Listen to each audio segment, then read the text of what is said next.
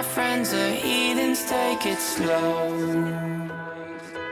Wait for them to ask you who you know. Please don't. All right, if you can hear me, clap twice. Welcome to the second year of Panthers. Our only sacred truth is that there are no sacred truths. Our topic for this meeting is Black, ? And it goes over religious and sexual freedom in the Black community. And we have Anissa Thomas, president of Black Nonbelievers, here with us today.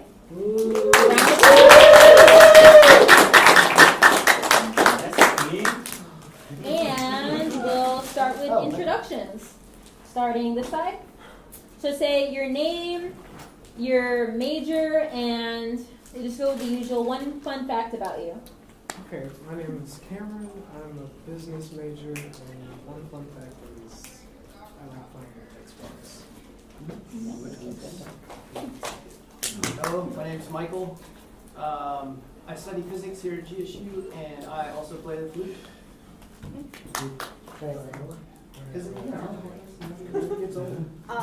What are we doing? Oh, my name's Serena, neuroscience major, and I didn't even have time to think of a fun fact. My name is Danny. I'm a global studies major. Fun fact, I almost became an actor once. Yeah. My name is Maurice, poli-sci major. I have an NFL player's autograph. Nerd. I go by Jack, and I study computer science, and I also I wish I could say the same. My name's Rory. I'm a film major, and well, I used to play flute. One time in band. Hi, my name is Alexis. I'm a business major, and I've never ridden on a roller coaster.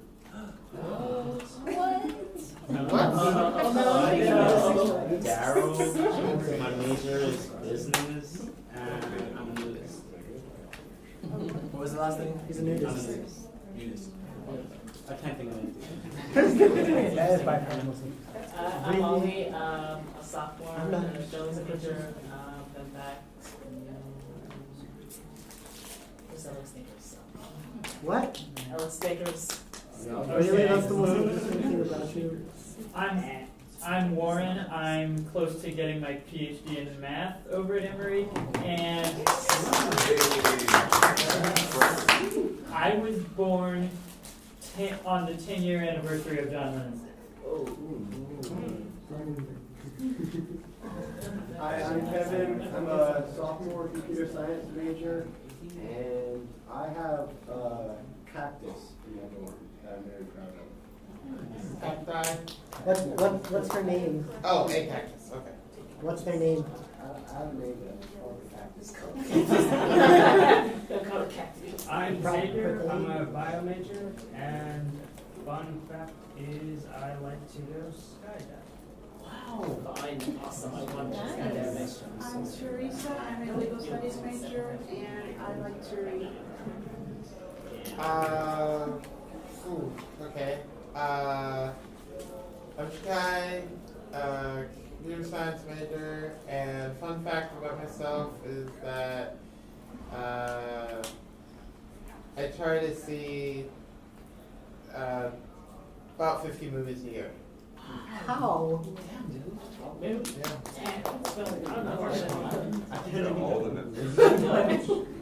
And I don't mean Netflix stuff. I'm not. We're talking in theaters. Right. Oh, okay. Yeah. Cool. Dedication.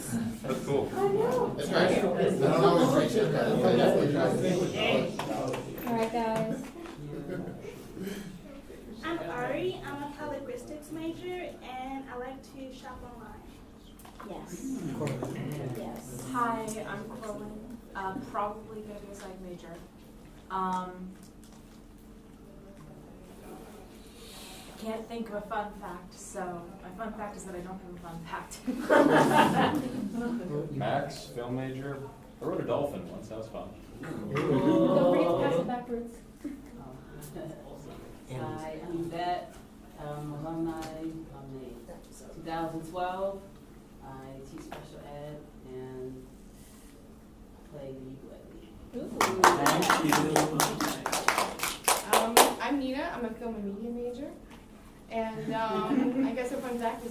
19th birthday is in about 2.5 weeks, so. Happy birthday, Lena. Thanks, Danny. So my name is Adriana. I am an applied linguistics major, and my middle name is Bree because when I was born, my skin was really light and it reminded my mom of cheese. My name is Tyler. I am a dual major in philosophy and Spanish, and my fun fact is I enjoy drinking tea made from Damiama herbs. It's pretty good. Very relaxing activity. My name is Corey. I'm a neuroscience major. I play trombone. I guess that's my fun fact. Hello, everyone. My name is Mandisa, and I'm not a student here. I'm the special guest speaker for this evening. Fun fact about me, my middle name is Latifa, and I'm probably the only Mandisa Latifa on the planet.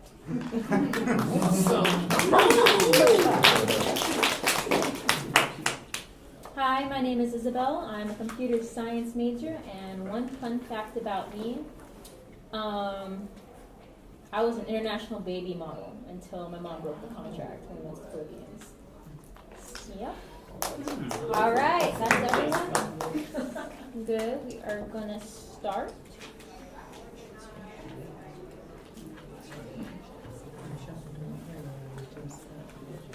In case people will still walk in, it's not gonna be too loud. So, welcome to today's meeting. Yeah, we can crack it open. Welcome to today's meeting. Black is a discussion on sexual and religious freedom in the Black community, something that needs to be discussed, but often people don't because they're too afraid to, or it's a taboo topic.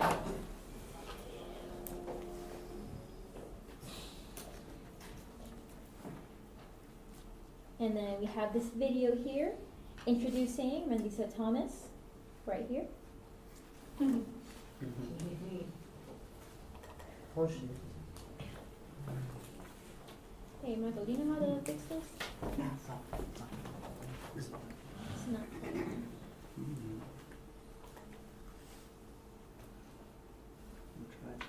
We'll just do it this way.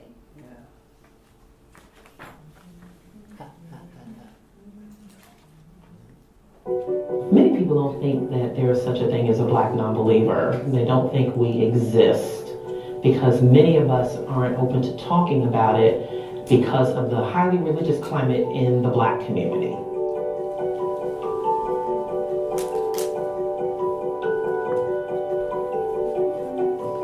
Historically, the church was a safe ground, a huge support base for the Black community after slavery and Reconstruction when laws were set to effectively work against us. So the church became an institution that built schools and provided support and community when we basically didn't have much else because of the comfort that the hope that belief in God gave them that passed down through tradition and that passed down over the years, and it just seems to not have stopped since. It is unfortunate as well because it tends to disregard the doctrine of suffering and also how the church really has become detrimental to our community.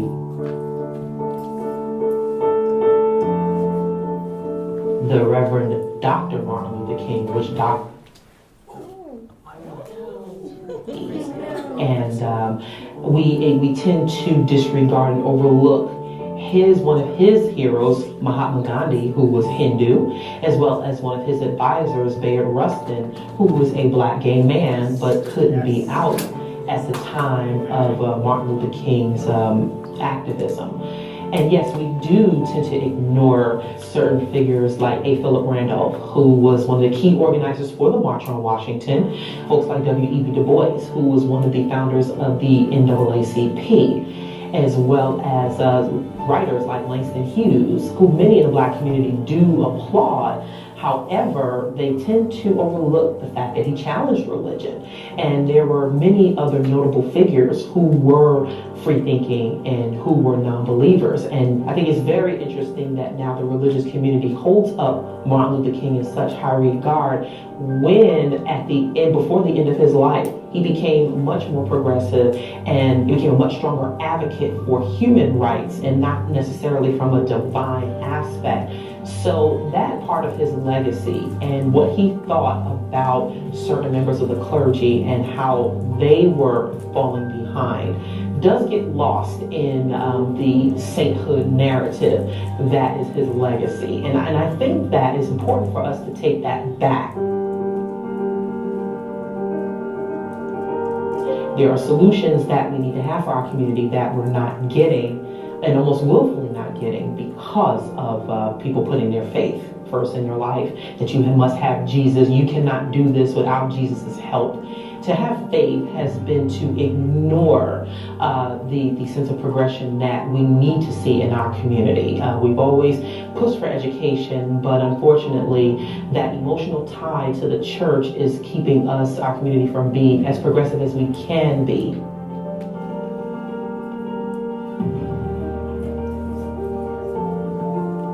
If you openly identify as an atheist and reject God in any way, if you are black, then yes, it is equivalent to rejecting the race.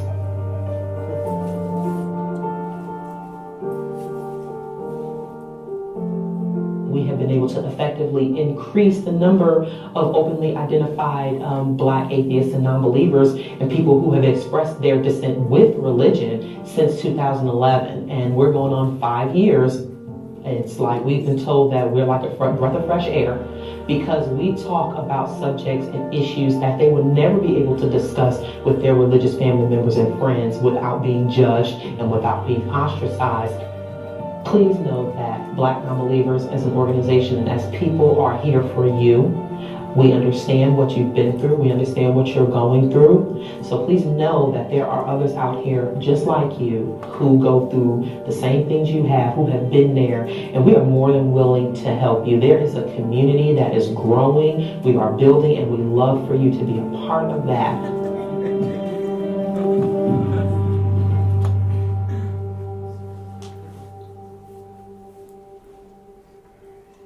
All right, so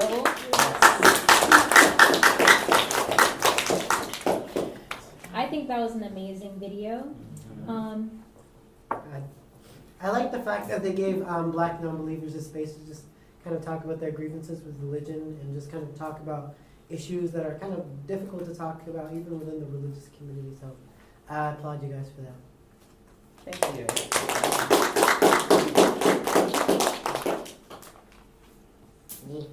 Anyone else?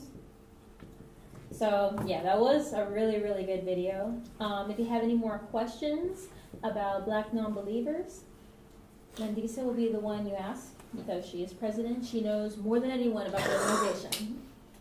And we also have more flyers, pamphlets right over there on that desk in case you want them. So.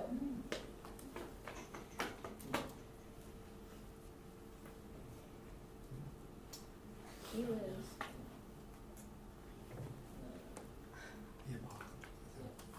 Oh, shit.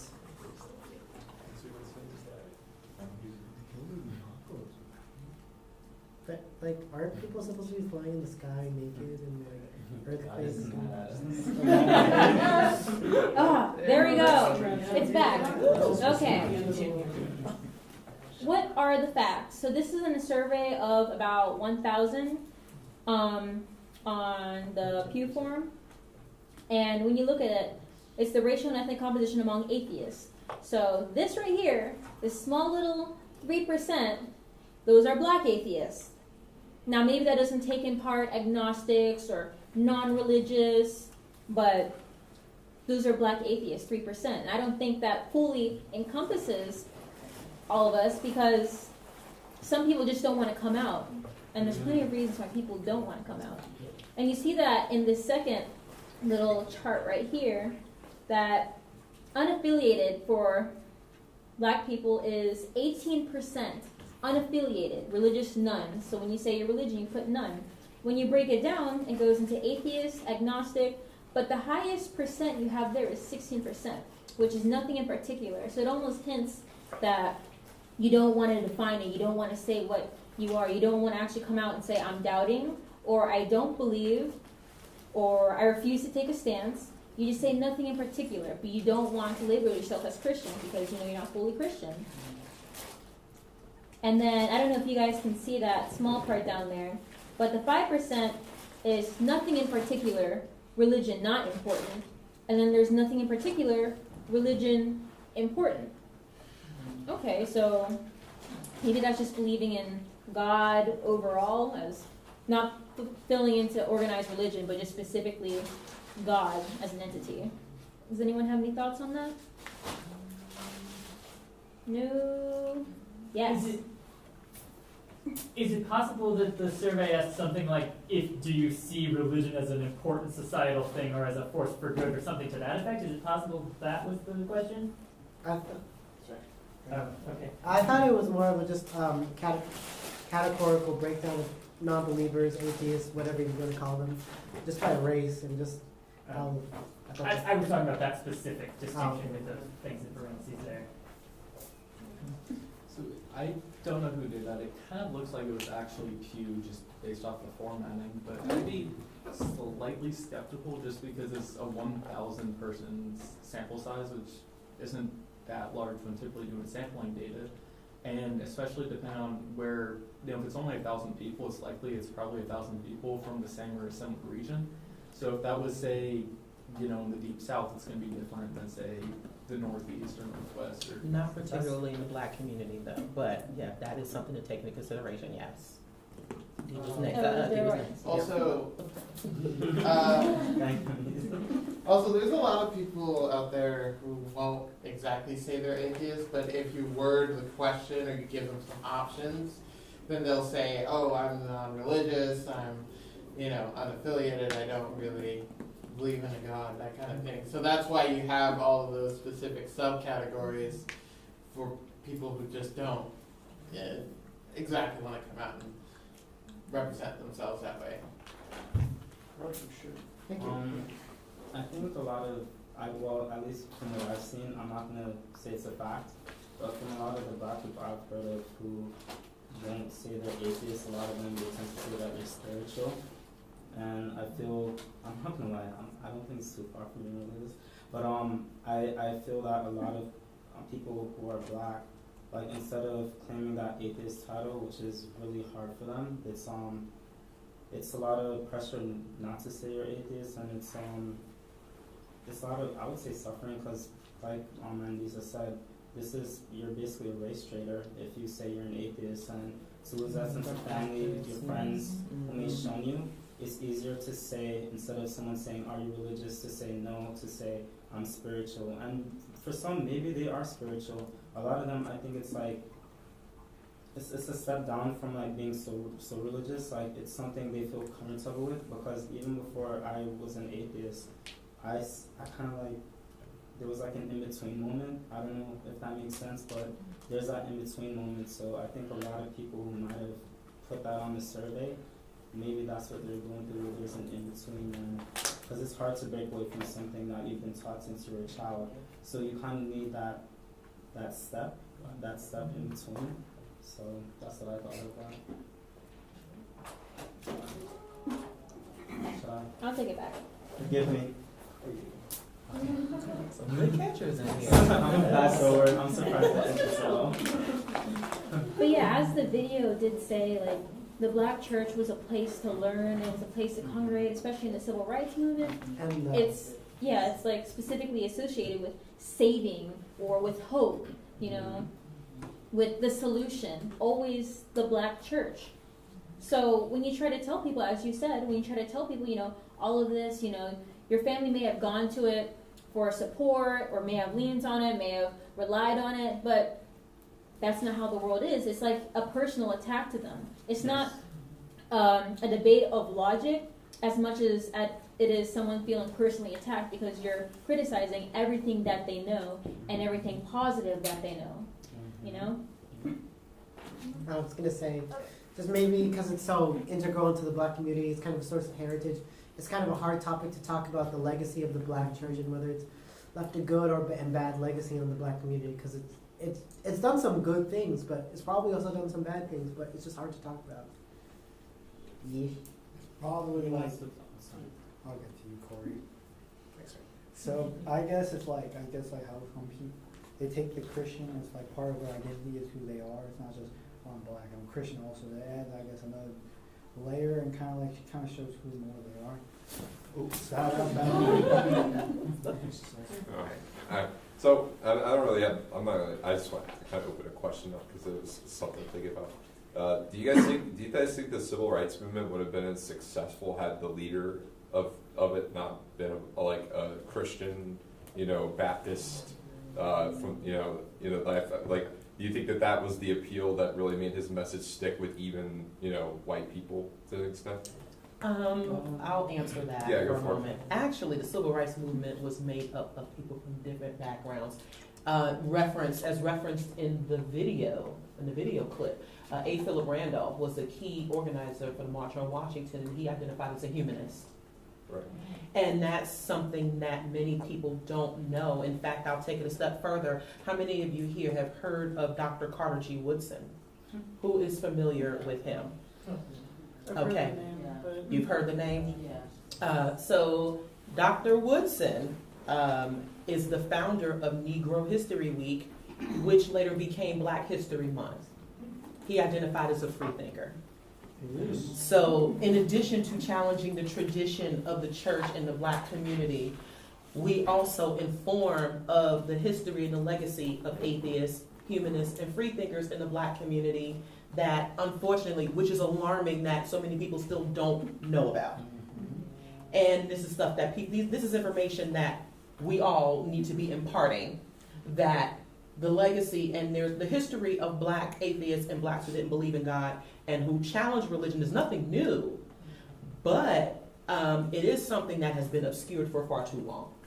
And so that is redefining the narrative of who was involved with the civil rights movement. Yes, it probably went over well to have Dr. King, and I do a talk on Dr. King too. So yes, about a little lesser known facts about him. So the civil rights movement was more humanized and more humanist than people know. It probably went over well, or probably went over better with Dr. King because he was a great orator.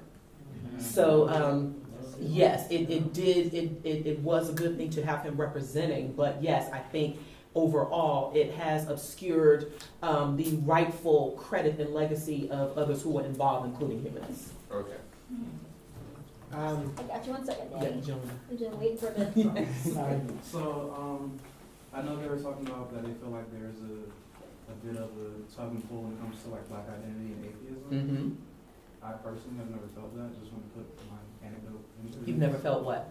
Like, when I come out as atheist, okay, that people then directly attack like my quote unquote blackness. Okay, I'm very glad that hasn't happened to you. It certainly has happened to me directly, but yes, and I'm glad that yes, if it doesn't happen to you, that's awesome. And I want to elaborate a little bit, I guess, because I would think, because I've had a lot of different conversations, but I would think it's because black people also do realize that by the time we or our ancestors got over here on the boat, Christianity was kind of forced on them. So, yeah, you do have. You'll be surprised how many black Christians you talk to who will still thank God for slavery. What? Which is very alarming. What? Yes. Yes. I was gonna say that. I was gonna say maybe Dr. King was chosen for the civil rights campaign because it was just a good PR movement because they could use the church as a kind of like a tool to unify Black America and white America since at the time everyone was mostly religious. Actually, Dr. King didn't really receive as much support from the churches as you may think. That's so and as well as there is a good letter you should read called a good piece you should read called "Letter from a Birmingham Jail," which was written in 1963, in which he had to write almost a dissertation to his church leaders, the white church leaders, where they felt that he was being too radical. So it is a very good piece that I encourage you all to read because it shows his perspective beyond the I have a dream speech that people need to be more aware of.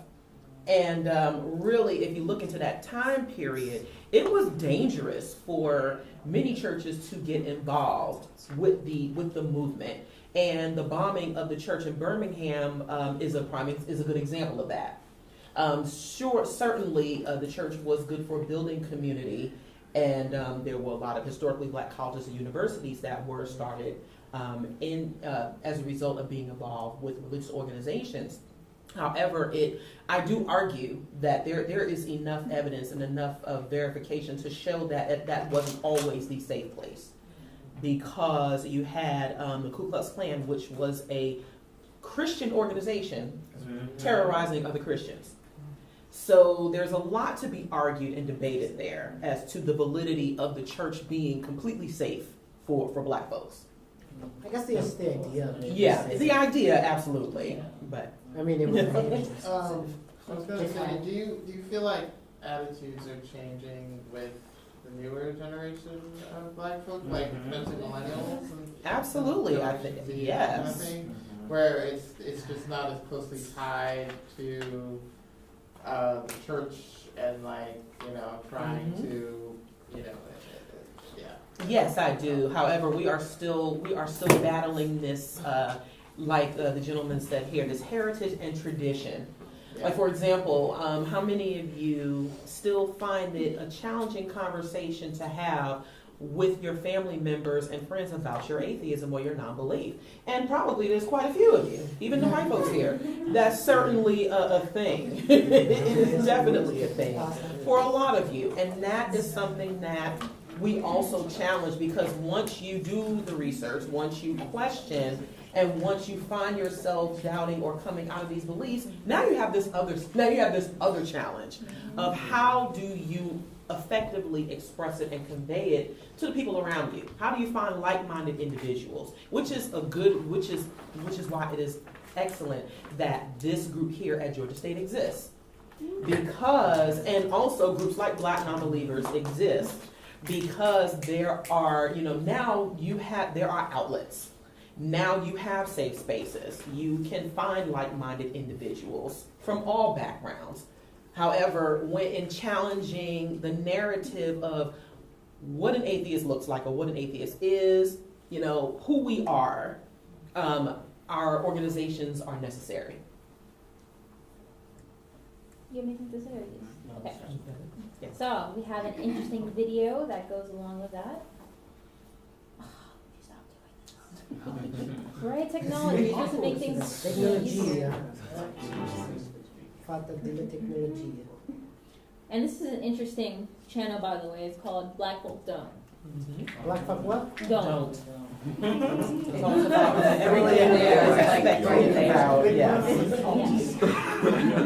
All right, guys, you're gonna play the video.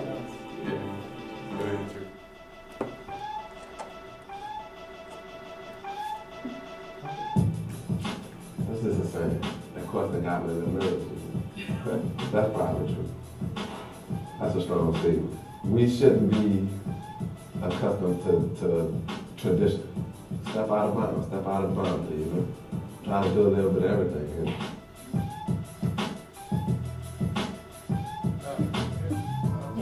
Black folks don't do atheism. It's not absolutely true, but it's about as close to absolutely true as something could be, these kind of stereotypes. I'm just gonna have to say most black folk don't do atheism, and if they do, they're not, wearing t-shirts about it. No, we don't do atheism. There's a God and praise Jesus Christ. We believe Father, Son, Holy Ghost, yes. Most black people I know personally, they are Christians, Catholics. Regardless of what diaspora we're talking about, whether it's the islands, the South, the North, it's one of the great links, I think, in black folk is that it's the belief in God. Most of the people that I know that's the same color like me believe in God. I think there's this inbred, instilled fear of God, among most black people, that even if you think you're an atheist, you probably are not. Because somebody will beat it out of you.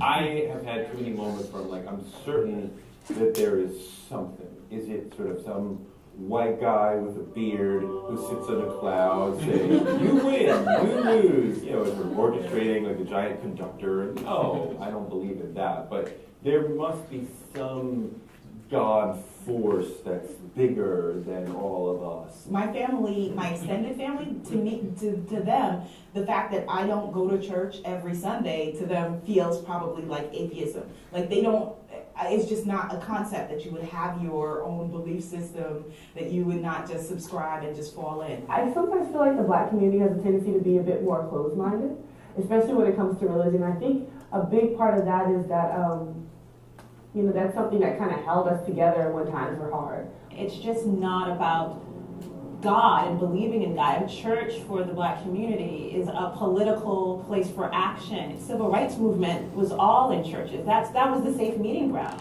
They know there's a spiritual being that watches over us and has helped us from the beginning of time. From slavery, civil rights. We survived so much hardship that we know on our own we couldn't have done it. That idea of atheist, that there's nothing, that there is no divine that can help give meaning to the experiences of inequality and oppression, does seem to be constitutive of something that is not blackness. Given that, it's just hard to say, well, you know, where would a black person find space to be atheist? I study African American religion and culture, and I can tell you there's a long history of African American atheists and agnostics, including people like Frederick Douglass and others. You know, people who questioned whether or not there was a God precisely because of African American suffering. How can there be a God, right? A God who was supposed to be good, a God who was supposed to be just, when white supremacy sort of dominates the planet, black people suffer this injustice, this physical violence, but also this violence that comes through discourses of black inferiority, et cetera, that are centuries old. I'm really interested in black secularists. So Anthony Penn is a brilliant writer around what he calls the diversity of black religious thought. But Anthony Penn, William Jones, and others argue that humanism is itself a religious orientation. African Americans are religious in a variety of ways, in complex ways. That does not always include belief in God. The weird thing is that the one or two people that I know who are black atheists, they're not open to talking about it openly. That it's kind of like their dirty little secret, and so they'll kind of couch it in, you know, agnosticism or something like that. I wouldn't call myself an atheist necessarily because I think it takes too much effort to be an atheist. I don't know. It's like the laziest I think the theory of religion is like complete bullshit, honestly. Even though I will attend religious rituals, I'm culturally a Catholic, 'cause I'm from New Orleans. Everybody here is a Catholic. Is this true? I'm in front of a lot of Catholics right here who just happen to go a little sooner than me, but whether they're in a better place or I'm in a better place, who's to say? I look at church as like a way to scam people instead of like, oh, it's enlightenment or anything. I was just like, no, this is bluntly bullshit.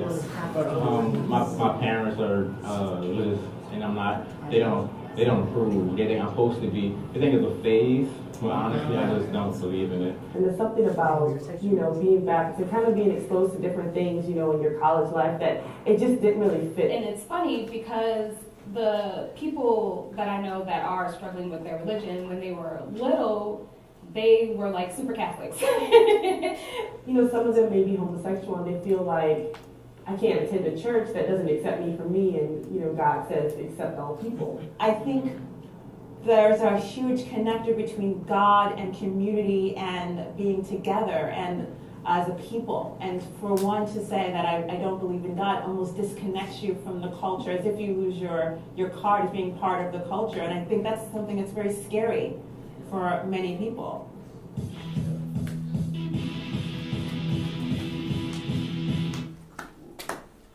Now, yeah, that was awesome video. But we also do have to remember that people don't follow religion and people do follow religion for different reasons. It's not like everyone's atheist or agnostic or a non-believer for the same reasons. It's not like everyone feels the same way towards a church, and at the same time, not all Christians feel that way against atheists, non-believers. I feel like we have to put that disclaimer out there. You know, that way there's not a negative energy towards one group of people, or the same thing for us, so they don't have a huge negative energy towards all of us, you know? But we need to get rid of that stigma, and I'll talk about that at the end. But, come on now. I'm gonna do this every time I switch a slide. Yep, it's the apocalypse. Wow. But nothing's broken. I'm curious about I mean, no, like, I was curious about one question. We were looking at the statistics for the average religious outlook for a lot of African Americans. Obviously, the largest pool is Christianity. Even during that video, most of them like church this, church that.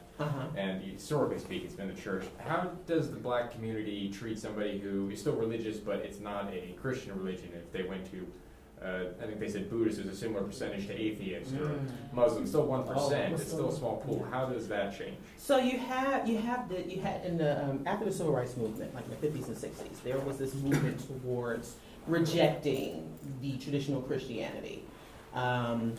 You had a lot of blacks who converted to Islam, or specifically the Nation of Islam. I'm not sure if you're familiar with them. So, as well as the folks who may reject traditional religion or going to church, they may say they're non-religious. I think as the history of blacks in this country, as the sense of trying to break that oppression and rebellion, there was a time where there were folks that were trying to break away from, the sense of the traditional white God, but they still didn't reject they switched white Jesus for black Jesus. So and so that made it more palatable for other black folks who believed. And and also the Nation of Islam touted their God as being better for black people because he seemed to not represent as much oppression as Christianity. And so, there were, when Africans were brought over, they still had their own traditional religions that were incorporated into some sects of Christianity, like the African Methodist Episcopal Church. So, it's seen as long as you still believe in something, then it's So either sort they of went okay. to I guess you could say one of the non-monotheistic religions, or if they went Hindu, for example, for some reason, that would be more acceptable because it's still spiritual to a degree? I think Hinduism would probably still be seen more as an East Indian thing, even if it's a non-POS, non-person of color. I'm not sure. There still might be some, for many blacks in this country, Hinduism may still seem like a foreign entity. The reason I was asking is just because I was curious, because I understand Christianity or maybe some sort of religion connected, because Islam and Judaism, to a degree, they're all into a similar story, I guess you could say. Yeah. Actually, yeah, they are a sequel to each other. But that's why I was curious, if somebody went to a denomination that's not connected to it in any way, I was curious if the community would treat them similar to an atheist, agnostic, or something like that. Probably. There's this whole thing, like with the series Black Folk Don't. There is a stigma or this perception of what black people are supposed to do and what they aren't. And someone black switching to the Hindu religion could be seen as something that as something that we don't do. So it is quite possible, but I think it would still be excused more than just saying you don't believe in God at all. Gotcha. Yeah. All right. So instead of playing these videos, I'm just going to go to YouTube because I know what videos they are and type them in there so this laptop doesn't crash in the middle of this lovely presentation. But remember this person right here from the video that we just saw? So I don't see them walking around wearing t-shirts. Well, we do have t-shirts and hoodies. Technically, Black Non-Believers does. This is the front of it right here. And this is the back. Did I get that correct? Yes, that's the back of the hoodie. Yes. And we have shirts that have our logo, and then this would be the front of our slogan shirts that have a smaller version of the logo. So if you've ever attended the Secular Student Alliance conference, we table there every year. And yes. And if you've ever attended one of our events, usually I have our table set up, but it was kind of a lot to carry, but we do have a store online. We do have our merchandise is available online if you go to our website. But yes, so we do have t-shirts and hoodies, and there are more of us who are now walking around with atheist shirts in addition to our shirts. So yes. Oh, snakes. Any more comments? Yes, this gentleman here had a question. Oh, yeah, sorry.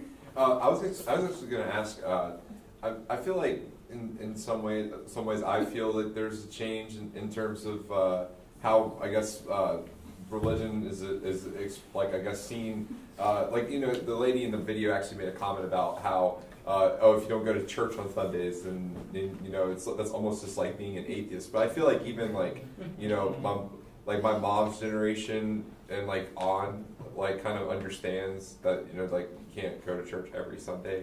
Like, do you think, like, so it kind of got me thinking, like, do you feel like there's any kind of like changes in like feelings towards religion that you've seen in the Black community, maybe in the past 10 years or something, that weren't the case when you were younger, like a child? Well, I will date myself. I'm 41. Okay. And I was born in the 70s. There was, again, a shift towards Black identity, Black pride, and rejecting that sense of white supremacy, of the standards of the traditional standards of beauty and such. So it kind of goes in cycles, especially in the United States. I will say that even if people can't make it to church every Sunday, you have these televangelists.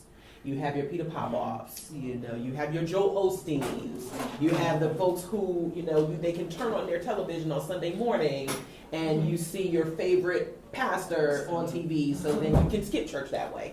Yep. So it's kind of it's a bit, even if they aren't physically in church, the church will come to them. And so it doesn't necessarily, and that's another way that they haven't necessarily given up their religion, because it's convenient, and they'll still send their money.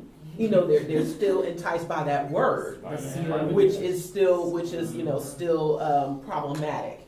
But the attitudes are changing, especially as a lot of the hypocrisy and a lot of sexual misconduct, which we should be getting into shortly, a lot of the sexual misconduct that comes out of the church comes to light. So there is a shift in thinking where people are challenging, even if they aren't challenging the doctrine more thoroughly, they certainly are challenging a lot of these pastors and the church. A lot of people do feel that the church is bleak. Well, it is. The Black church in particular has generated billions of dollars since the 1980s. And so and considering all the problems that we still have in our communities, as well as the misconduct that comes from the churches, that is a serious problem. Yeah. Oh. Sorry. Another one. I also think there's a greater shift to come, not just because of activism and people bringing awareness, but because of the presence of the internet. That's bringing about a lot of changes. Usually, you'd have to read books to find out other points of views or articles even. But now you just have the World Wide Web. You have search engines where you can search out like thousands and hundreds of articles, different points of views. People make videos about it. They make it easier to understand. That's why there's more viewpoints coming out to play out in the 2000s, because people realize there's all these different viewpoints. Instead of just listening to what's in their house, what's in their family, they're extending beyond that. And it's not even just within their state or their city or their country. They're looking at international affairs, international beliefs even. So that's going to diversify the playing field quite a bit, I think. Yes. So I had her YouTube video right here, but it was 20 minutes long, so I did not put it on here. Basically, she had a video that said, "Why are blacks leaving Christianity?" And she was angry about it. And it was based off an Instagram that she saw where it was, I guess, preaching against God, but at the same time it was preaching for demons and all that. So it was a I don't know. People have different beliefs. I don't Interesting ones. But what I like about her, even though she is still at fault, sadly, she just doesn't realize it yet.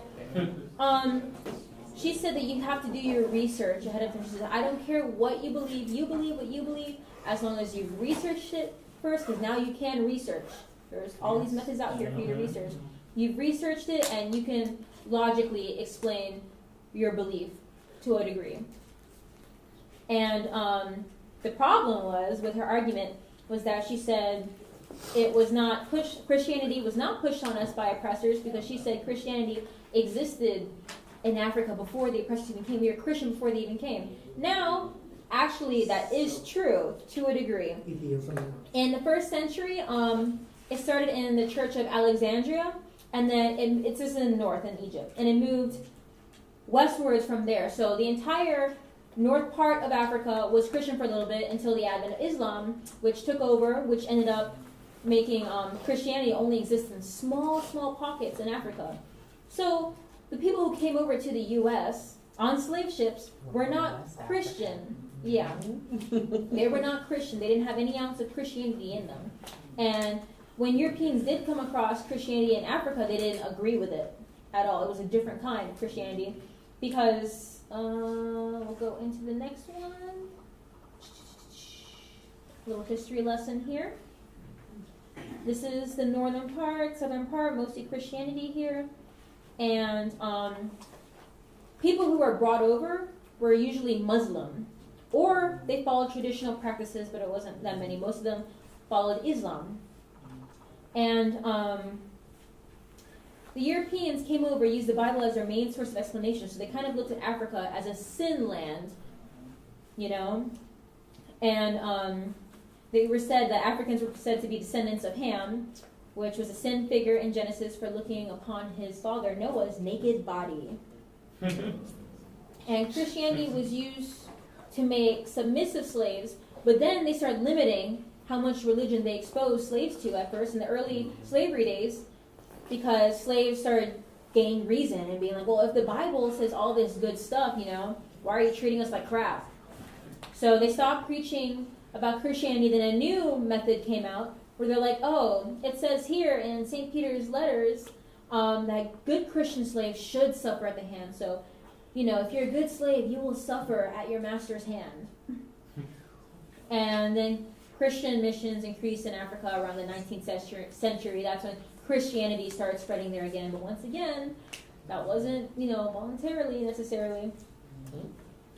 And as far as Islam, which is another predominant religion in Africa, it came in the year 639 with Muslim refugees fleeing persecution, and that was just a few of them. Then 7 years later, there was an invasion which spread Islam over from the northeast to all over the north, which is what happened to the Christianity before. It used to occupy the north, but then the advent of Islam switched it over. And then as far as the Caribbean, you know, when we look at modern day America, we have a lot of people who are Muslim, but they're from the Caribbean. Where does that come from? Well, the laborers were brought over from like East India, Indonesia, Morocco, Algeria.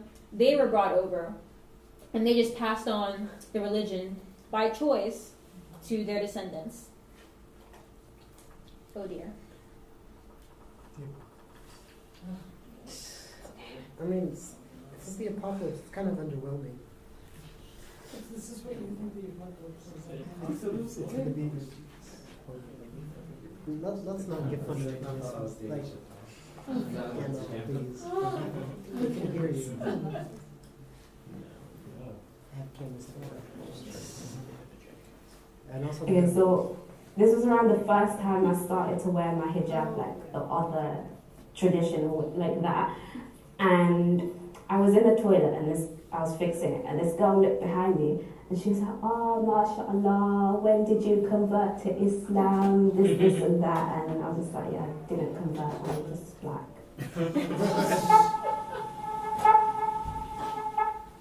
Are you reefer, brother? I don't know if other races get this, but I remember once when we were performing, and after our performance, and obviously our performance was in Arabic, we were singing Arabic songs. We were talking about the Prophet Muhammad, peace be upon him, and I had a hijab on, and I was like proper covered, dressed, hijab down, and then a beautiful sister comes up to me and says, oh, are you Muslim? When they ask you, oh, so when did you revert to the religion? Someone would see me and say, when did you convert? Rather than, is your mum Muslim, is your dad Muslim? Like that conversation doesn't take place first. It's always, when did it happen? It's kind of like, there's always like a timestamp for black Muslim. Okay, I used to hear this quite a lot when I was in university, because I used to have a silver tooth. What prison did I embrace Islam? I'll meet a non-black Muslim. I would greet him as Assalamu alaikum. He would reply wa alaikum salam. And then we get talking. He would ask, what's my name? I would reply, my name is Ahmed. Then he would ask, where are you from? I say, I'm from Jamaica. He will say something like, MashaAllah. I will say, MashaAllah, Alhamdulillah. And the next he'll ask, are you Muslim? I was inside the mosque, going to pray, and he looked at me, little boy, are you Muslim? I said, yes, alhamdulillah, I'm Muslim. And I said to him, are you Muslim? He goes, huh? He said, of course I'm Muslim. I said, why? I don't know, you could have been Hindu. Oh, black people could be Muslim. I didn't know that. Or a popular thing that some people say to me is, are you, and this is normally people who aren't Muslims, they say like, are you black Muslim or Muslim Muslim?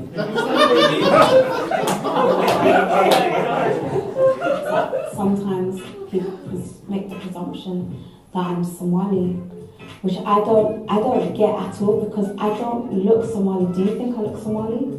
So a video that I me recently on social media was of a black Muslim brother with locks leading prayer, and the caption underneath it was "Don't judge a book by its cover," and that was really irritating to me because it just brought about questions of the representation of Muslim identity and why that would be surprising for a lot of people. One of my weirdest experiences was when I was working in an Islamic school.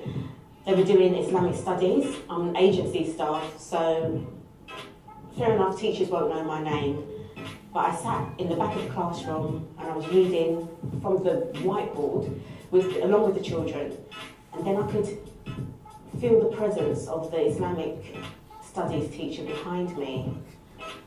And then I was asked, "Oh, sister, can you read?" Oh my God. And I said, "Yeah." And then I was told, "Oh, I was just over there and I was watching you reading." And then I thought to myself, well, if he was watching me reading, why didn't you just ask him if I could read? And then she said, "Wow." And I thought, did she just wow me? Again, I thought, why did she just wow me? Did she wow me because I'm black and she doesn't expect a black person to know how to read Quran? I really don't know why she wowed me. Like somebody was asking me about my background and my heritage, and I was explaining to them like I'm black and I'm Caribbean and I'm Muslim or whatever, and they were just like, how can you be like Caribbean and how can you be Muslim? And I was like, oh, because my parents converted to the religion. And they're like, but you can't convert your race, like you. And I was just like, and even as growing up, it's the same thing. Okay, recite Al-Fatiha if you're really Muslim. No, you recite Al-Fatiha if you're really Muslim. Calm down, man. Don't come back to me. I'm sorry. like, you recite Al-Fatiha. Sorry. I guess you learn that you are never quite black enough, nor Muslim enough. So I think that's the strangest thing. So you can go to a conference, an Islamic conference, and the only black guy who happens to be on the panel is usually someone who's doing poetry. So even in the Muslim context, Muslim community, you're still seen as a form of entertainment. You're never there to fully, as an intellectual, as someone who's studied for years. When I was in Egypt, I was with my cousin at the time, and he's a bit darker than me in complexion. He was walking, and a homeless child, an Egyptian child, came to us and said, "I'd rather be," he said this in Arabic, he said, "I'd rather be living in a dumpster and be a homeless person than be black like you." I remember on my year abroad in Hong Kong, for a lot of people, I was the first Muslim that they've met. And I think that's kind of special because a lot of the time when people think of Muslims, they don't necessarily think of black people. So for a lot of people in Hong Kong, they probably still have this image of me in their mind when they think of Muslims, and that makes me happy.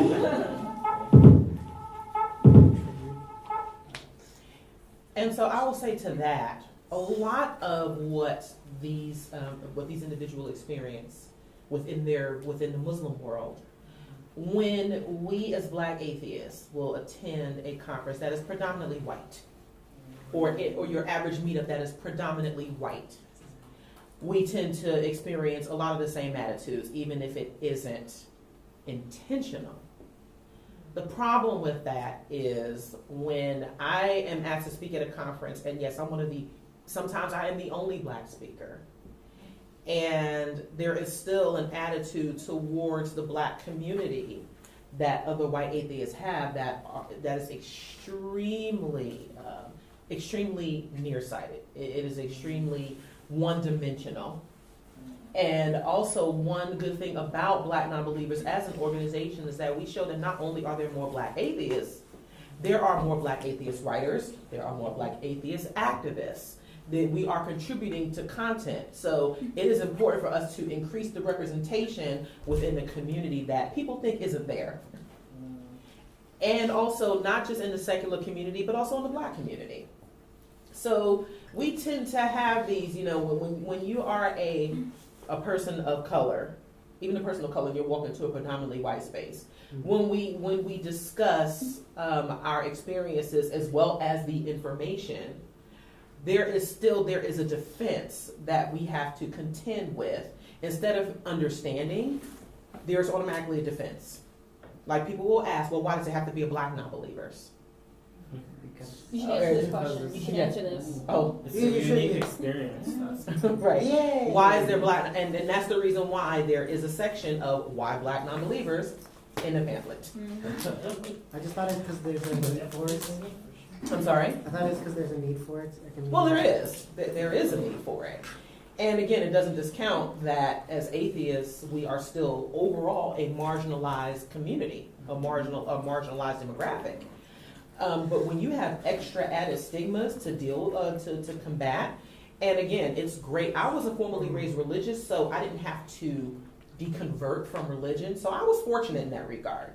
However, I know when it comes to the stigma of being black, we can't escape that. We don't, or in any other person of color. There are just certain things that come with the black experience that there are some things that you just won't get, and that's fine.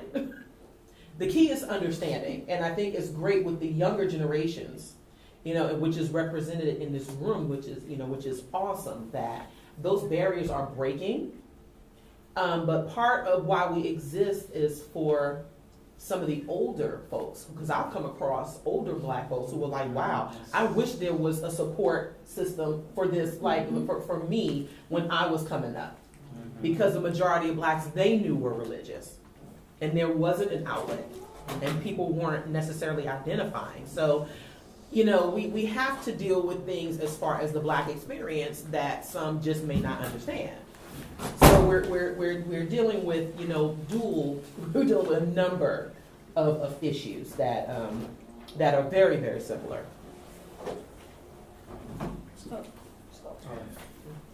Just to say that when you were talking about that kind of stuff, it kind of made me think about something I saw on the internet. Somebody asked why there needs to be like a black gay parade, pride parade, and the person answered that it's still a unique experience because even though there are black people who are gay, they're still being like shut out of the quote unquote gay community because it's still very much white dominant. And they also face shunning from their own because of the religious element. So it does link to that. And that's why there has to be, a separate one because I guess it's like a safe space. So I just thought that kind of related to that. I don't want to hit. I guess it's all about battle of perception. I didn't know you could be black. Well, I'm actually ex-Muslim, so I have some things to say about this video. First of all, does anyone not know about history? Right. like I get the Somali comment, like the lady said, because particularly in the U.S., we do see a lot of Somali refugees and immigrants. I know in certain parts of the country, like in Minnesota, they have a lot of those.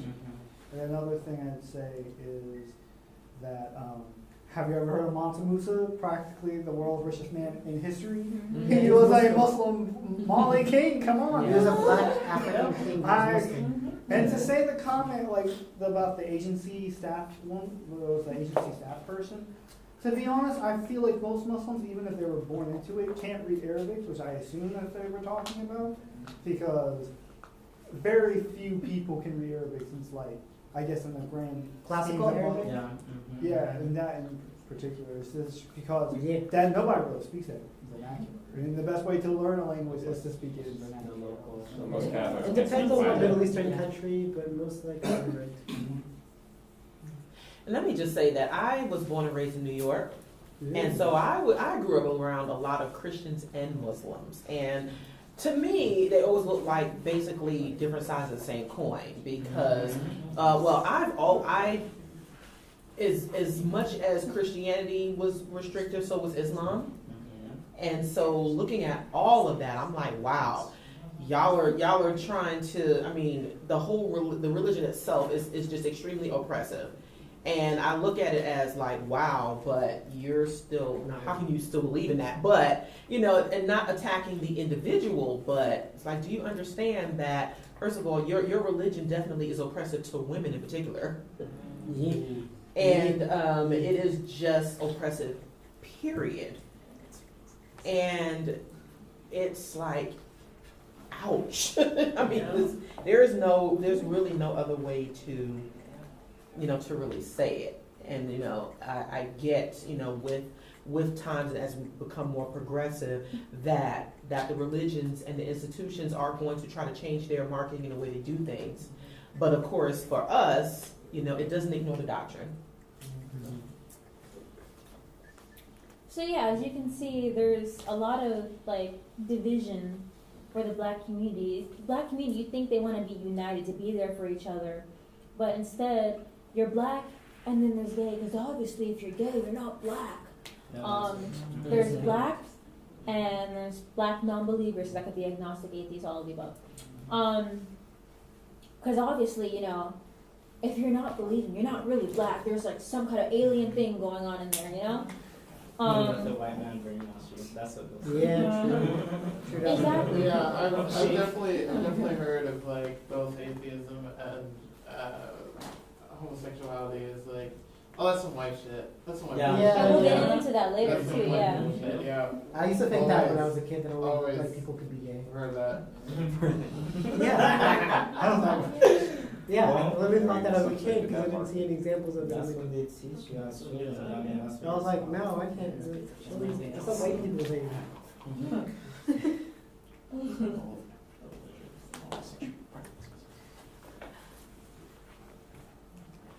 I'm tired of having to explain Islam to people. I'm tired of having to explain why Black Lives Matter to people. I'm not going to sit here and be like, Muslims don't kill people, we're nice, because I've been doing that my whole life, and I still get the same BS.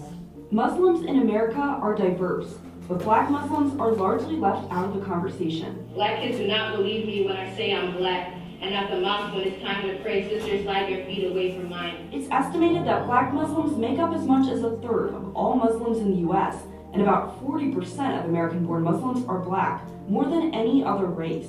The Muslim population in the U.S. overall is pretty small, but growing.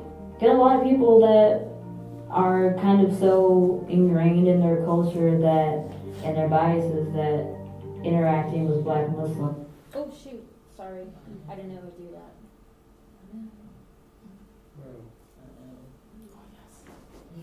I'm tired of the conversation. Black kids do not believe me when I say I'm black, and at the mosque when it's time to pray, sisters, slide your feet away from mine. It's estimated that Black Muslims make up as much as a third of all Muslims in the U.S., and about 40% of American-born Muslims are Black, more than any other race. The Muslim population in the U.S. overall is pretty small, but growing.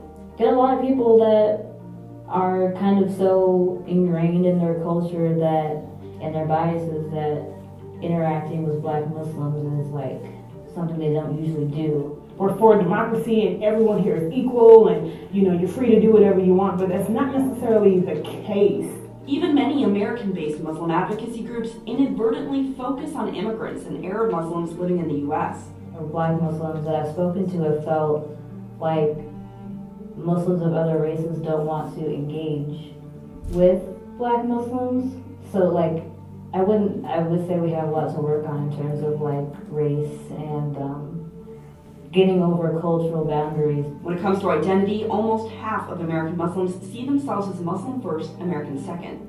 That's pretty common for other religious groups in the US. But only being a Muslim, not only being a Muslim American, being Somali, being black, being young, there's a lot of identities that you have to reconcile. Although Islam and being African American are very big parts of my identity, I think people need to stop and realize that that's not all that there is to me. People get so hung up on what they think they know, that they fail to see the whole person. And honestly, that's probably the biggest thing that's like a loss on both sides. For Newsy, I'm Melissa Prax. Just to like expand on what they were talking about, like abroad in certain Middle Eastern countries, like there's a lot of racism towards people who are from Africa. Like and the thing is, in Islam, that's haram. That's really not allowed. You're not supposed to be racist. And they, like a lot of Muslims, they will tell you to your face, they will, look, we can't be racist, we're Muslims. And I'm telling you, I've seen it so They cherry often. pick just like Christians Like the do. way, I mean, the way really they talk do. about You mean them. I'm not white, so therefore I'm not racist. I'm sorry? Usual, because I'm not white, therefore I'm not racist when I say this kind of thing, that weird argument. That and, I'm racist because I have a black friend. I'm not racist. I'm not racist. I'm not racist. I'm not racist. So because I have, yes. Yes, I've heard that so many times. It's like funny. That's always a fun one.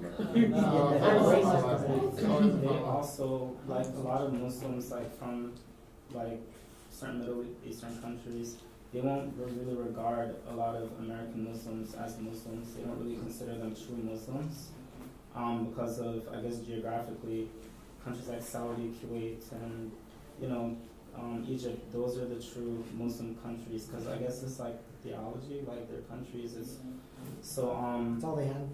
Yeah, but I've definitely seen that. Like I know, like a lot of Americans don't know. Like when they think of Muslim, they kind of think of like Saddam Hussein. A lot of people over there look just like me, and for some reason, a lot of people they don't know. But like a lot of the original people who were like native to those countries, they looked at me and they were dark skinned too. That sun is hot. I mean, I was over there. I know how hot it is, and so yeah, there are people who look differently. Like a lot of people, they don't know history. It's like what you were saying, and like, cause I was talking to an American, and he was like, "You look African. You don't look like you could be from here." And I was like, they asked me, "Am I Kuwaiti or am I American?" So, like, it just shows what people's image of like people from the Middle East looks like. Like everything is, misrepresented, and like when they first come to the Middle East, like they're so paranoid. Americans, they are so paranoid. Like I was having a conversation with them, and they're scared to like tell me like where they were going. Like they legit think people want to kill them when they go there. But yeah.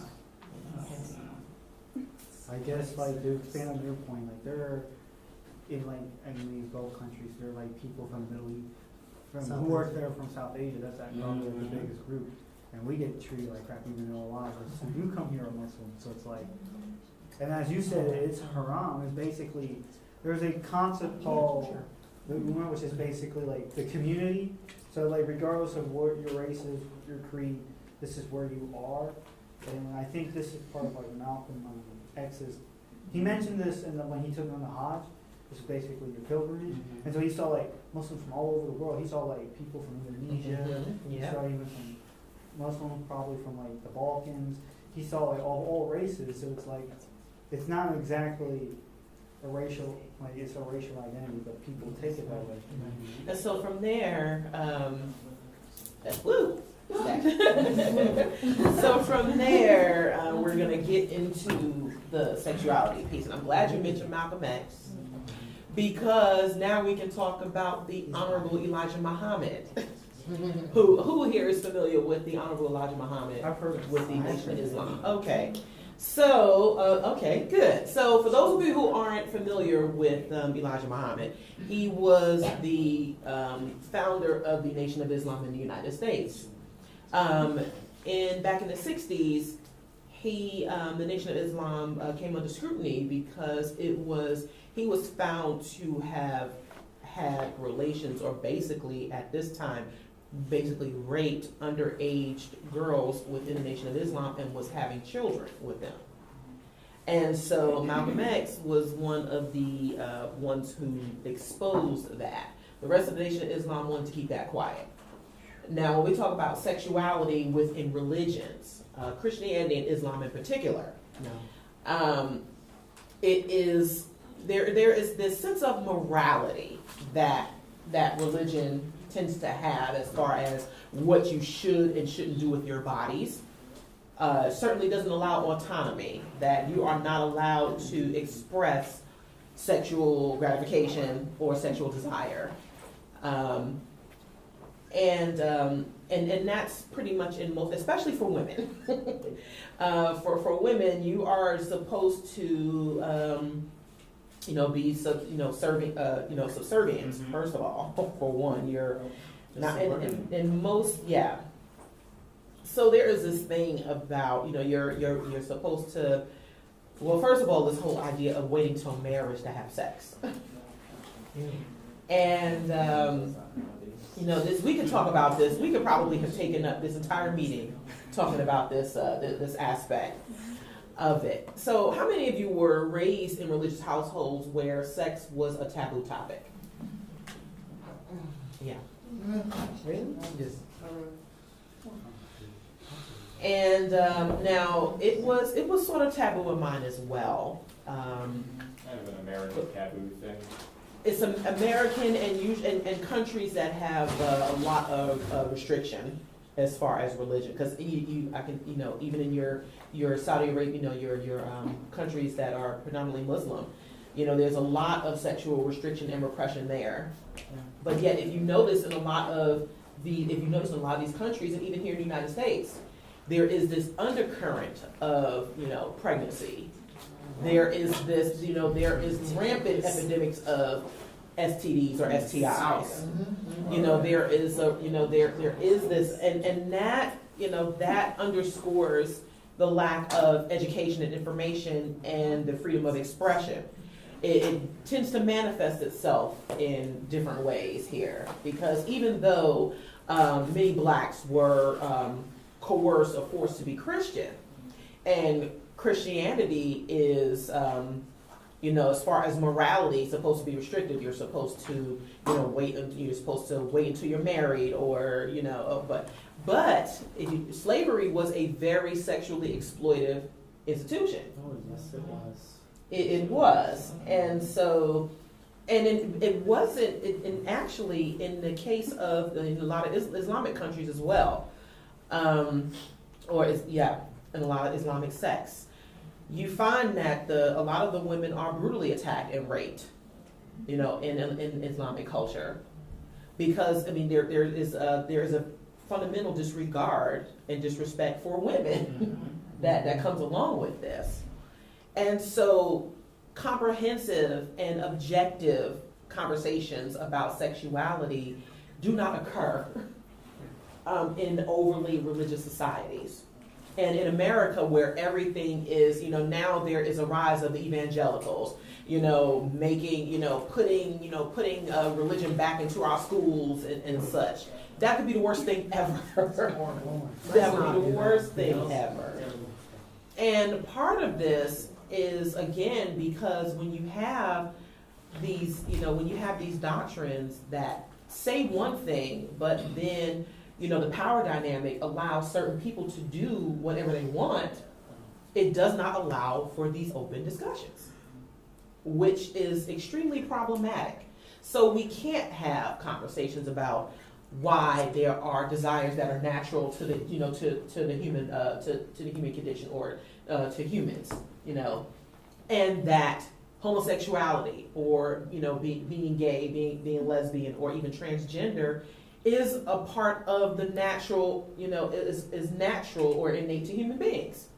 That information tends to be disregarded and ignored, in favor of, and many religions, most of the religions, especially the Judeo-Christian religions, operate out of fear. That is the main source of how they obtain power is through fear. And so there is a fear of discussing being open about sex and sexuality. Part of it is that people think that the more you know about sex, the more you're going to do. You're going to just run out and just do whatever you want. Probably more, especially in your college years, which I think there's nothing wrong with that. In your college years, you should be exploring your sexuality. You should have a sense of who you are and what you like, what you want, knowing what consent is, knowing what it isn't. And so, and yes, and not having not having that basic information and waiting until you get around other people instead of having this information at least being guided by parents who unfortunately did not have, weren't able to have those conversations either. Unfortunately, it has passed down through generations of this secrecy and this hypocrisy that people will talk about it and not necessarily talk about it. You know what I mean? If that makes sense. Which is a huge problem when it comes to the Black community as well, considering that there are high rates of pregnancy, of teenage pregnancy. There are still high rates of STDs and STIs. And so I don't necessarily have a problem with, having, not being married, because marriage isn't still an archaic institution. And I say this being married. It is an archaic institution. It has unrealistic expectations. It has a lot of religious and patriarchal baggage to it. But this idea of not having a good foundation to raise our children is a problem. And these are things that we just don't talk about, or that many in our community just give to God or continue to, and many of the folks who are telling you to pray about it are the ones who are preying on their members. How many of you are familiar with the late Bishop Eddie Long? Yes. Yes, he crusaded against homosexuality. He sure did. And he was found to have had relations with the young men in his church. Flying them out to all sorts of countries and stuff. Yep. Taking showers with them. Yeah, and this is very, very common with a lot of your religious leaders in particular. Your Jim Bakers, your Jimmy Swaggarts, your Eddie Longs, and so many others who have carried on a lot of illicit affairs that they actively preach against. And what is the excuse that's often given? Well, they're a man of God, or they're a person of God. You can't judge them. But unfortunately, so many others were judged for the same human behaviors. Yeah. I know this is only tangentially related to being blackness, but if you've ever seen the movie Spotlight, which is a fantastic movie. I've heard good things about it. It's on Netflix right now. I think it's one of the best movies I've ever watched about press and journalism and investigations and all that. But there was this whole thing with where the Boston Globe did a big investigation into these churches in the Catholic Church, and if you know anything about Boston, the Catholic Church is huge. Oh yes, the Irish in Boston, yes, huge in Boston. So. And they always came up with excuses and these kind of excuses where it's just it's man of God, and these people are looked upon by So I definitely heard those same kind of echoes. Now, I'm not sure what everyone's religious affiliation is, but if you are a non-believer, you do have to remember that non-believers are free. We don't impose or create sexual norms. There is no, otherwise you're putting yourself in the same box as, what we are trying to escape from religion. There is no, you should be doing this because you don't believe in God. You should not have any problem doing this because you don't believe in God. But to each their own. If you want to be freely sexual, do whatever you want, it's works for people. Everyone finds their own tone, and as non-believers, we have to find it in ourselves not to judge others for that,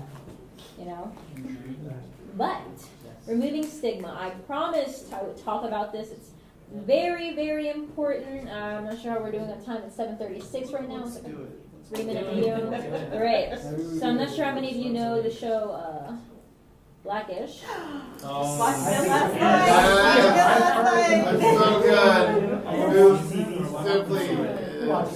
night. It's an excellent thing. Thank y'all for coming. There's a third season. I believe all the episodes are available on Hulu.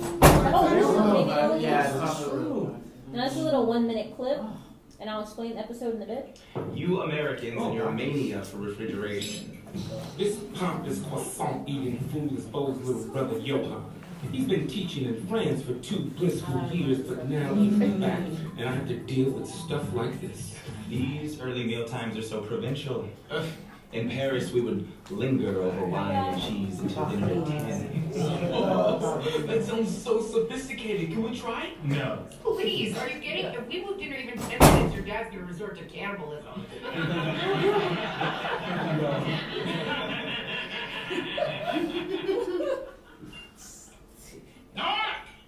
Hold on, croissant. Right around here, we say grace first. All right, Zoe, lead. I don't know if I feel comfortable leading grace when I'm not sure if I believe in God. Did I say my love for my family was a constant? I meant I hate them.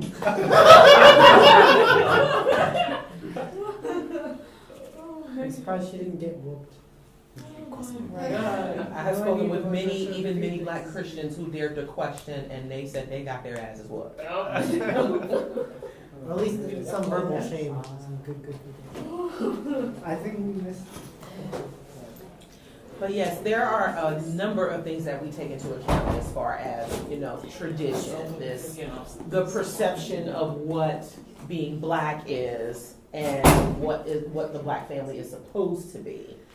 And this sense of what, again, something even to, because we said it before, that it was considered, you have a portion of the Black community who thinks that being gay was to, had Europeans forcing their ways on them. Oh shit. And so, we have to deal with this stigma and this level of misinformation within the Black community as well. Yeah. Now, what's interesting is that the other guy who was at the table also, like at the dinner, he says, he doesn't believe in God either. He believes in science. And so for the rest of the episode, the dad panics and spends the entire episode trying to force Zoe to believe, making her trying to trick her into praying. And after talking with his co-workers and other people, he's like, maybe this is just some white people stuff. Which is why we have Black non-believers. Because it's not just some white people stuff, okay? It's that quote's right there, too. Oh, yeah.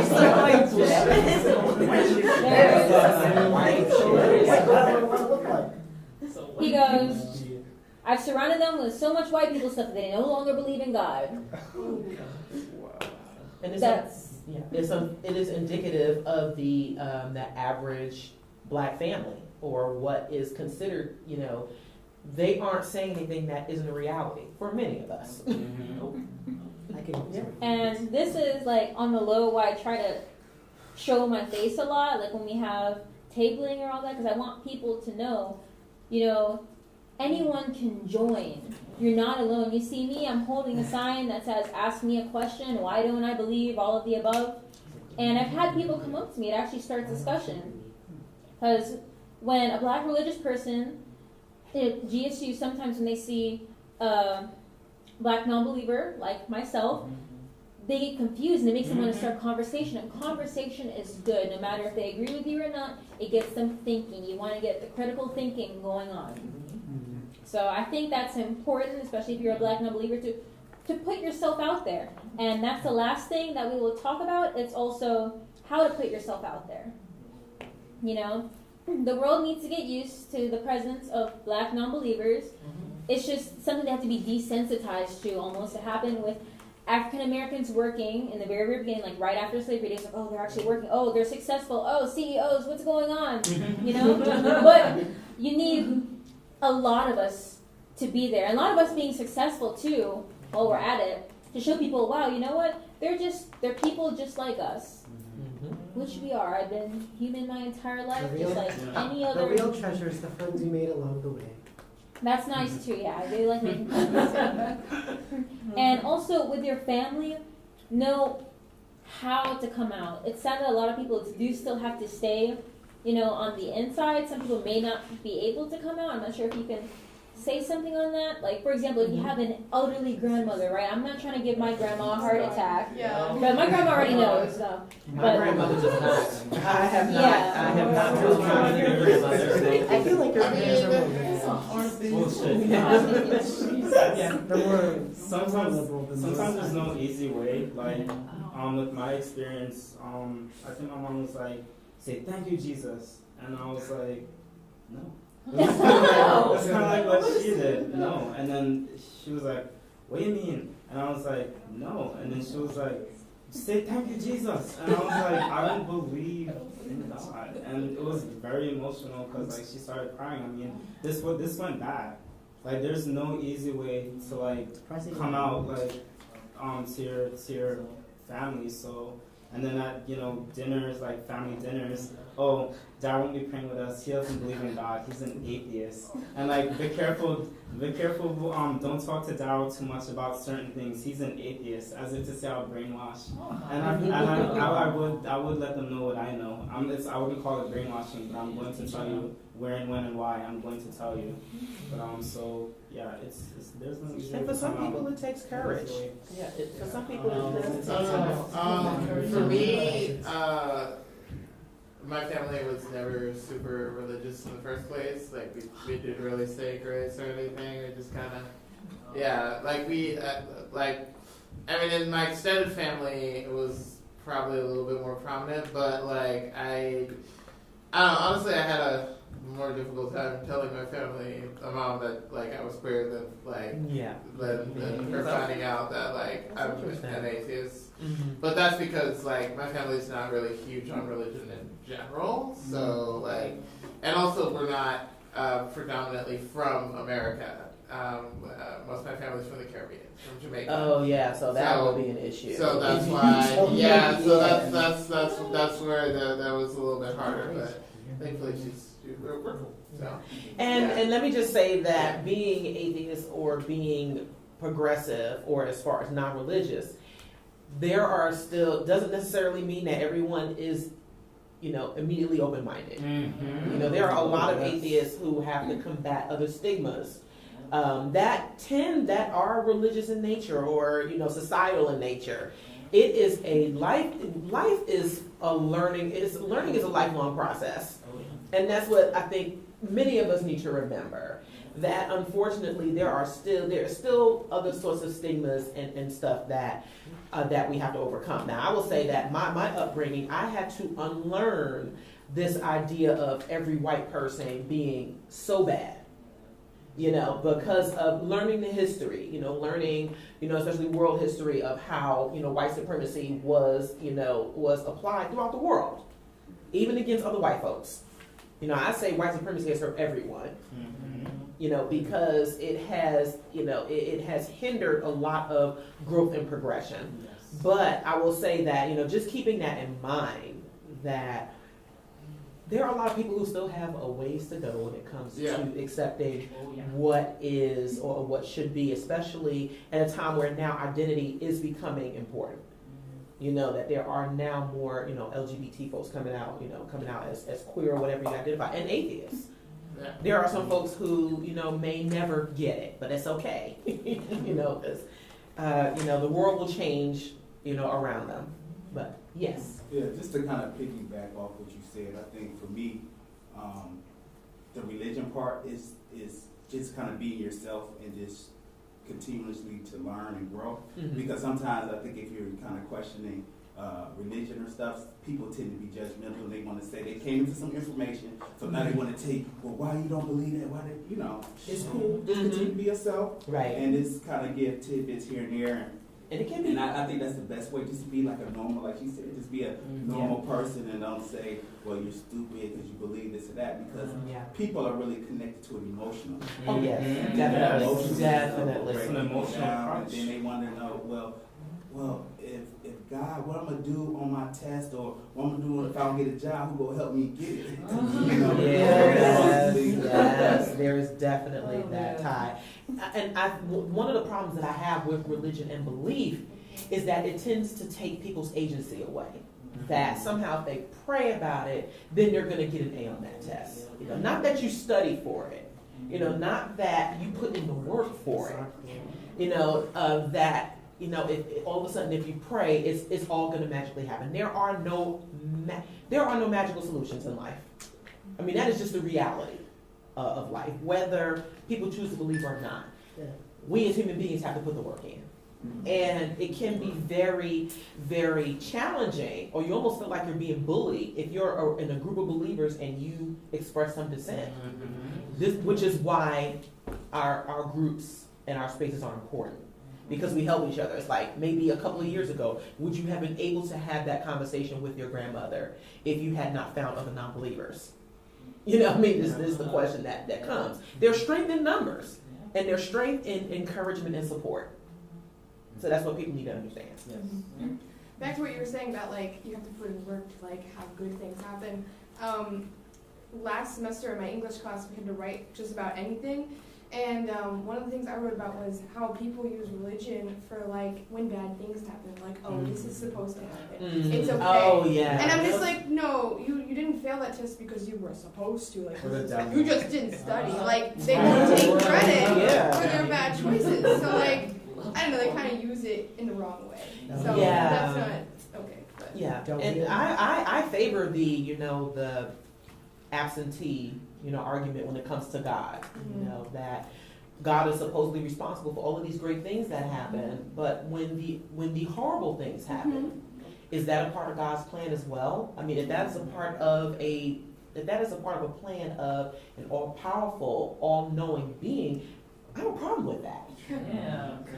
It's like, well, that means you allowed this to happen, which in the case, if you want, you have to understand why I have a problem believing that there is a God that could be all powerful and all knowing. That you mean that means you knew that this child was going to die at the hands of abusive parents and you did nothing. Right. I have a problem with believing in a being like that.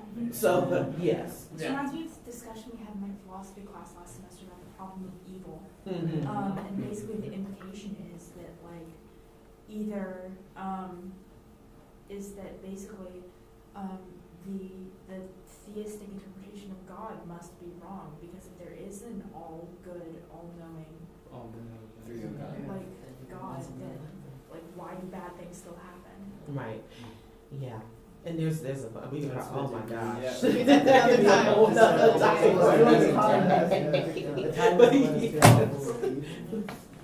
So on that note, we are going to the Black Non-Believers page. Once again, go to face right there. I'm so official, and I'm so not that. I'm so approachable. You look like a powerful woman. Aw, thank you. Like one of those women in like you can navigate this. Oh, thank you. Yes. So we have, in addition to just being there as an organization, we host plenty of events. We host our own meetings. We typically host a meeting every third Sunday of the month, usually within the Atlanta area. We've been at the Little 5 Points Community Center for the past few months. We also facilitate a Recovering from Religion meetup on every second Saturday of the month, and that's down on the south side. We are hosting our second annual Convention at Sea, which is a cruise, which will feature, a few, like myself and other predominantly Black speakers. We did just add the executive director for the Secular Coalition for America, Larry Decker. And we are a member organization of the Secular Coalition for America, which represents other atheist and secular organizations in Washington, D.C. And we also initiated a campaign called BN Changes Lives, hashtag BN Changes Lives, where people submit testimonies about finding our organization and how we have helped them. It costs you nothing to submit that. If you'd like to, there's a section on we are updating our email list and as well as our newsletter. So there's going to be information about that. If you'd like to share a story, if you participated with us and you found us to be helpful, because we have had people tell us that we have changed their lives. And in the photo reel up there, we have some of our submissions there.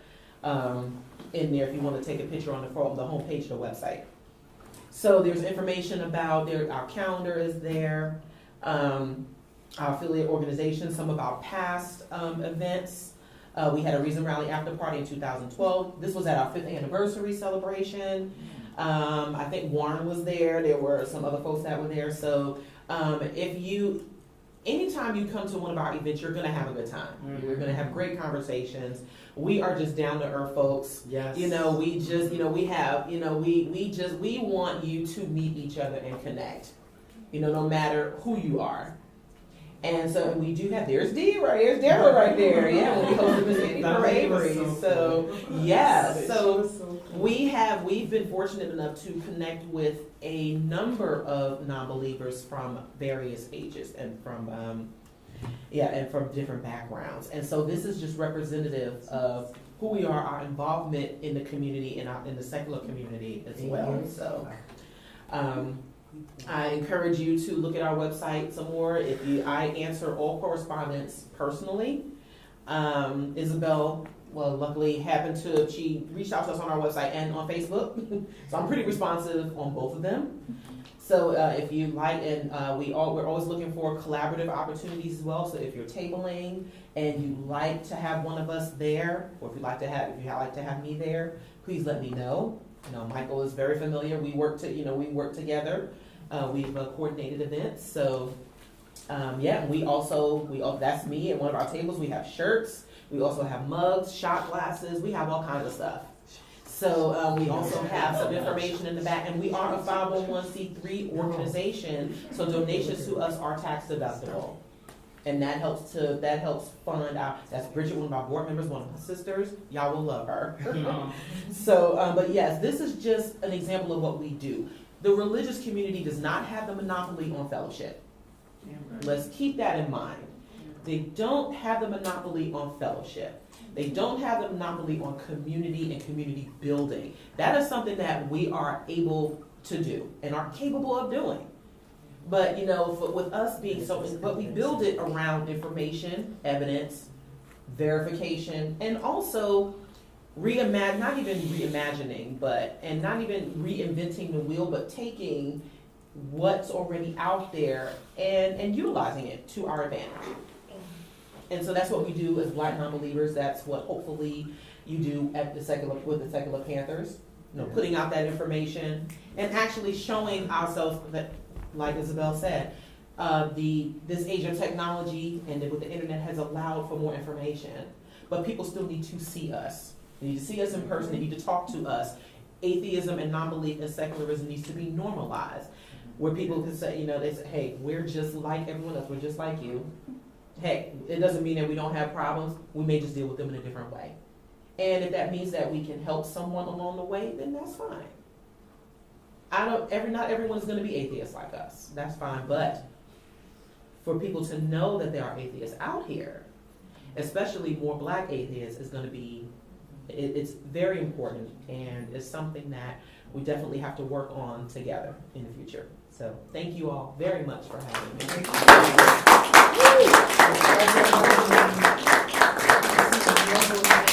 Fantastic. Yes.